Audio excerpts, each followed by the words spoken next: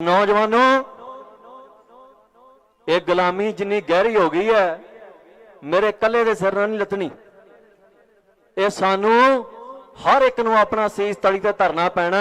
साडी उम्र है, साडी कौम दे विच बुढ़ियां ने सीस धरे ने। बाबा दीप सिंह ने किस उम्र दे विच सीस तली ते धर के हरमंदर साहब की पवित्रता नू बहाल कराउण लई गुरु धामां लई शहादत दित्ती है।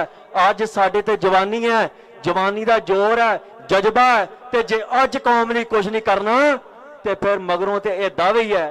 कई मेरे नाल बहुत ईर्खा रखते हैं पुराने, कई मैनू हुण भी कुछ घटनावां वापरियां, पर मैं साफ कर देना, मेरी किसी नाल ईर्खा नहीं, किसी नाल दुश्मनी नहीं। मेरी किसी भी अपने सिख भरा दे नाल मेरे नाल सहमत होवे असहमत होवे, किसी नाल कोई वैर विरोध नहीं। जे मेरे कोल कोई बंदूक है ते ओदी गोली कदे चित भी अपने किसी सिख भरा वाल नहीं चलती।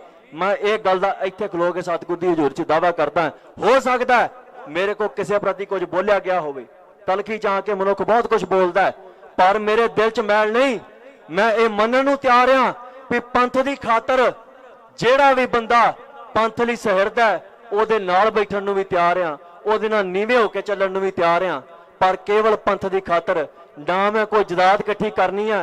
जेड़ी मेरे को हैगी है वो भी पंथ दे लेखे लावांगे। जेड़ा मेरा परिवार है वो भी मैं बाहर नहीं रखदा किते। वो परिवार भी जिदन लगा ते लेखे लगू, वो सतगुर ने बिध बनानी हुंदी है, एवें कोई आप नहीं कर सकदा। नौजवानों, ये गुलामी जिन्नी गहरी हो गई है, मेरे कले दे सिर नहीं लथनी। ये सानू हर एक नू अपना सीस तली ते धरना पैना। साडी उम्र है, साडी कौम दे विच बुढ़ियां ने सीस धरे ने। बाबा दीप सिंह ने किस उम्र दे विच सीस तली ते धर के हरमंदर साहब की पवित्रता नू बहाल कराउण लई गुरु धामां लई शहादत दित्ती है। अज साडे ते जवानी है, जवानी का जोर है, जज्बा है, ते जे अज कौम लई कुछ नहीं करना ते फिर मगरों ते यह दावे ही है। कई मेरे नाल बहुत ईर्खा रखते हैं पुराने, कई मैनू हुण भी कुछ घटनावां वापरियां, पर मैं साफ कर देना, मेरी किसी नाल ईर्खा नहीं, किसी नाल दुश्मनी नहीं। मेरी किसी भी अपने सिख भरा दे नाल मेरे नाल सहमत होवे असहमत होवे, किसी नाल कोई वैर विरोध नहीं।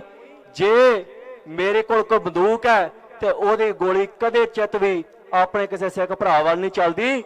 मैं एक गल दा इत्थे खलो के सतगुर दी हजूर च दावा करदा।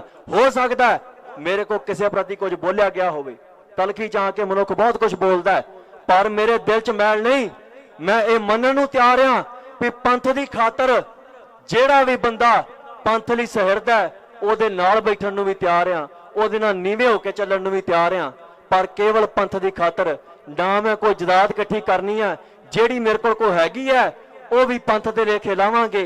जेड़ा मेरा परिवार है वो भी मैं बाहर नहीं रखदा किते। वो परिवार भी जिदन लगा ते लेखे लगू, वो सतगुर ने बिध बनानी हुंदी है, एवें कोई आप नहीं कर सकदा।